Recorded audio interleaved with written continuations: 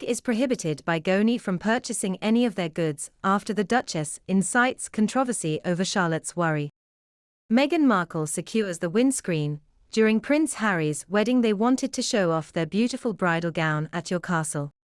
According to recent reports, the exhibition's primary attraction is the dress Meghan wore on her wedding day, which was created by Givenchy creative director Claire Wade Keller.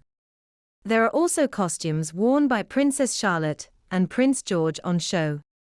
The fact that Meghan's dress had an issue with the heels made her upset. According to these reports, Princess Catherine snapped at Meghan for supposedly criticizing Princess Charlotte's dress at a fitting prior to her May 2018 wedding to Prince Harry. There were arguments around Princess Charlotte's dress length and whether or not she needed to wear tights. If Charlotte wasn't strolling on the sidewalks, Catherine said the dress was too short and that Charlotte had to wear tights to protect her feet from blisters. Catherine did not agree with the length of the dress since it was seen to be a breach of royal tradition, according to individuals who saw Meghan forcefully rejecting Catherine's offer. Melissa Tuber, Meghan's assistant, and dressmakers employed by Claire Wade Keller are believed to have observed this.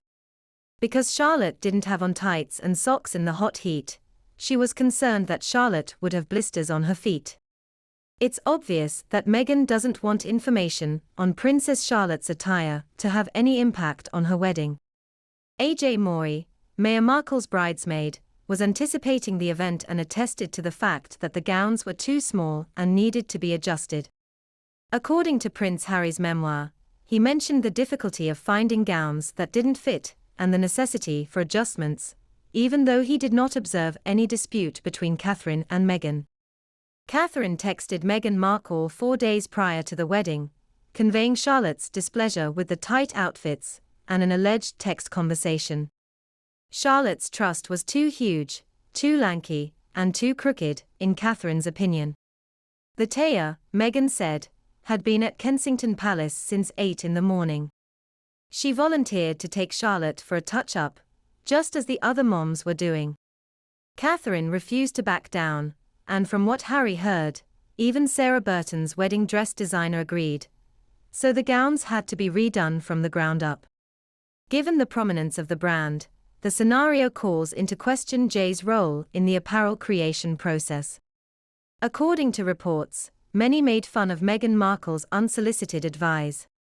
The Duchess of Sussex faced criticism for offering unsolicited counsel, and for not being willing to take her word seriously. The Duchess of Sussex has recently come under fire for asserting that she is entitled to provide counsel to anyone, without giving it much thought. The expert who weighed everything in her interview with GB News in the middle of the conversation, royal commentator Angela Len, responded with this clapback. Meghan's husband, Prince Harry, was also accused by Miss Levon of trying to advise her while she was at the bottom of the English social hierarchy. Miss Levon believes that because they are not royals and lack experience, everything revolves around them. She went so far as to accuse Meghan and Harry of following the advice of the wealthiest people, before concluding, claiming that they had their own plans for the future. To be able to help individuals they didn't know, they stole money and hired others. After witnessing couples travel to their islands on private aircraft for holiday, these accusations were made. It also occurred not too long after the two went to a gathering where the consequences of climate change were discussed.